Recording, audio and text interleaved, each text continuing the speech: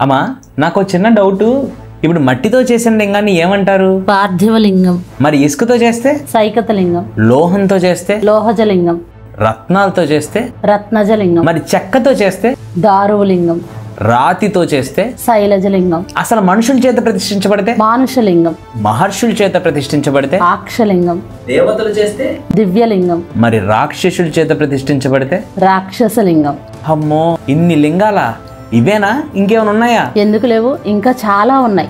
స్వయంభూలింగాలు. ఇవి ప్రపంచంలో ఎప్పుడు ఏర్పడ్డాయో ఎలా ఏర్పడినాయో ఎవరికీ తెలియదు. అవి శ్రీశైలం, కాశీ, కేదార్నాథ్ ఆ క్షేత్రాల్లో ఉన్న లింగాలు. మరికొన్ని సహజ లింగాలు.